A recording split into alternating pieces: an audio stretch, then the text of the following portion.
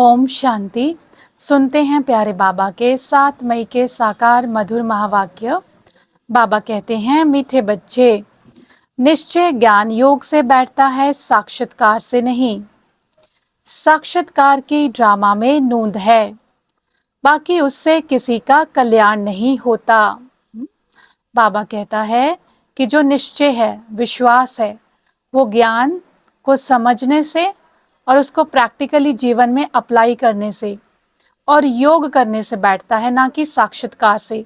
साक्षात्कार दिव्य विजन होते हैं जो कि आत्मा को ध्यान में दिखाई देते हैं। तो इन साक्षात्कारों के भी ड्रामा में नूंद है। साक्षात्कार देखने से, कोई भी विजन, सीन, सीनरियां देखने से आत्मा का कोई कल्याण नहीं होता। आत्मा का वास्तविक कल्याण ज्ञान योग की धारणाओं से होता है, अपने जीवन के चरित्र को सुधारने से, अपने संस्कारों को बदलने से होता है।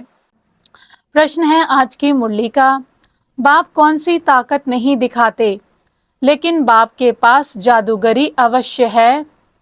उत्तर है, मनुष्य समझते हैं भगवान तो ताकतमंद है, वह मरे हुए को भी जिंदा कर सकते हैं। परंतु बाबा कहते हैं, यह ताकत मैं नहीं दिखाता। बाकी कोई नौधा भक्ति करते हैं तो उन्हें साक्षात्कार करा देता हूँ। यह भी ड्रामा में नूंद है। साक्षात्कार कराने की जादूगरी बाप के पास है। इसीलिए कई बच्चों को घर बैठे भी ब्रह्मा व श्री कृष्ण का साक्षात्कार हो जाता है। तो आज बाबा अपने बारे में बताते हैं और हम बच्चों के मन में जो भक्ति मार्ग में विश्वास होते हैं कि भगवान तो मुर्दे को भी जिंदा कर सकता है, भगवान के लिए कोई भी कार्य असंभव नहीं है। तो आज बाबा बताते हैं कि बच्चे, मैं ये सब काम नहीं करता। ड्रामा में हर आत्मा का जन्म और मृत्यु सुनिश्चित है। आत्मा अपने ही कर्मों से खुद का जन्म भी डिसाइड करती है और खुद की मृत्यु भी डिसाइड करती है। उसमें परमात्मा की कोई इंटरवेंशन, इंटरफेरेंस नहीं होती। ये सब ड्रामा में आत्मा के ही कर्म और फल के प्रमाण चलता रहता है। हाँ, बाबा कहते हैं, अगर कोई भक्त आत्मा बहुत नौधा भक्ति करे, किसी देवी देवता के दर्शन की इच्छा रखे और ये संकल्प कर ले कि मुझे इसका दर्शन चाहिए, नहीं तो मैं अपनी गर्दन काट दूंगा, तो उसकी नौधा भक्ति को देखकर, उसकी तीव्र इच्छा को देखकर बाबा कहते हैं कि ड्रामा प्रमाण मैं उन आत्माओं को साक्षात्कार करा देता हूँ। ये साक्षात्कार कराने की जादूगरी मेरे पास है। परंतु फिर बाबा ये भी कहते हैं कि ये सब कुछ ड्रामा के प्रमाण होता है, ड्रामा में नूंद नूंदी हुई है। परंतु बाबा कहते हैं कि मैं कभी भी किसी मुर्दे को जिंदा नहीं करता। बस साक्षात्कार कराने की चाबी मेरे हाथ में है। तो किसी को ब्रह्मा का व श्री कृष्ण का घर बैठे बैठे साक्षात्कार करा देता हूँ, तो उन आत्माओं का निश्चय बैठ जाता है और कई बारी साक्षात्कार के बाद वो आत्माएं ज्ञान में चल पड़ते हैं। तो ये भी हर एक आत्मा का ड्रामा में अपना अपना पार्ट है। किसी को साक्षात्कार होते हैं, किसी को साक्षात्कार नहीं भी होते, परंतु हमें ज्ञान से हर एक चीज को बुद्धि से समझना होता है। जब हम किसी भी चीज को बुद्धि से समझते हैं तो समझते समझते उस चीज को हम बुद्धि से भी साक्षात्कार कर रहे होते हैं। जैसे बाबा अक्सर करके मुरली में परम धाम की बातें करते हैं, सत्युग की बातें करते हैं। तो जब बाबा मुरली में कोई भी ऐसी बात करते हैं तो हम मन और बुद्धि से परम धाम में या सत्युग में पहुंच जाते हैं। तो हम बुद्धि से भी हर चीज का साक्षात्कार करते हैं। अदरवाइज दूसरे तरीके से साक्षात्कार करना, जिसमें आपकी अपनी बुद्धि बल का प्रयोग ना हो, ऐसी इच्छाएं हमें रखनी ही नहीं चाहिए। कई बारी साक्षात्कार में भी माया की प्रवेशता हो जाती है, उल्टा नशा चढ़ जाता है कि मैं तो बहुत महान बन गया, मुझे तो साक्षात्कार होते हैं। परंतु वो साक्षात्कार बाबा इसीलिए कराता है ताकि हम उस दुनिया में पहुंचने का फिर पुरुषार्थ भी करें। सब कुछ पुरुषार्थ करने से मिलेगा, बिना पुरुषार्थ किए कुछ भी नहीं मिलेगा।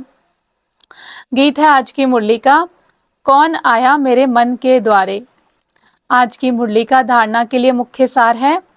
पहला पॉइंट, इस एक अंतिम जन्म में बाप के डायरेक्शन पर चल, घर गृहस्थ में रहते पवित्र रहना है, इसमें बहादुरी दिखानी है।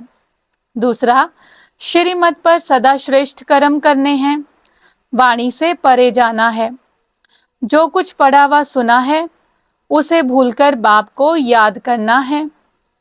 वरदान है आज की मुरली का, परिस्थितियों को गुड लक समझ अपने निश्चय के फाउंडेशन को मजबूत बनाने वाले अचल अडोल भव। बाबा कहते हैं कोई भी परिस्थिति आए तो आप हाई जंप दे दो, क्योंकि परिस्थिति आना भी गुड लक है। यह निश्चय के फाउंडेशन को मजबूत करने का साधन है।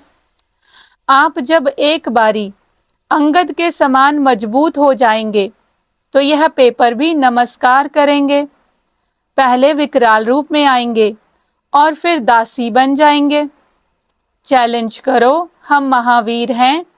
जैसे पानी के ऊपर लकीर ठहर नहीं सकती, ऐसे मुझ मास्टर सागर के ऊपर कोई परिस्थिति वार नहीं कर सकती। स्वस्थिति में रहने से अचल अडोल बन जाएंगे। तो आज बाबा हम बच्चों को कहते हैं कि परिस्थितियां, प्रॉब्लम्स आना गुड लक की निशानी है। ये परिस्थितियां हमारे निश्चय के फाउंडेशन को मजबूत करती हैं। जैसे अंगद था, अंगद रावण की सभा में गया, उसने अपना पांव रखा, परंतु कोई भी उसके पांव को हिला नहीं सका। तो इसी तरह से परिस्थितियां, विकार, मनुष्य आत्माएं सब हमारे निश्चय के फाउंडेशन को डगमग करने के लिए आएंगे, हमें हिलाने के लिए, हमारी स्थिति को उखाड़ने के लिए आएंगे। परंतु बाबा कहता परिस्थितियों को चैलेंज करो कि मैं महावीर हूं, मैं अंगद हूं। तो बाबा कहता जैसे पानी के ऊपर कभी लकीर नहीं ठहरती, ऐसे ही मुझ मास्टर सागर के ऊपर कोई भी परिस्थिति वार नहीं कर सकती। ऐसे मजबूत बन जाएंगे अंगद की तरह, महावीर हनुमान की तरह। उसके लिए स्वस्थिति को बहुत बहुत शक्तिशाली बनाओ।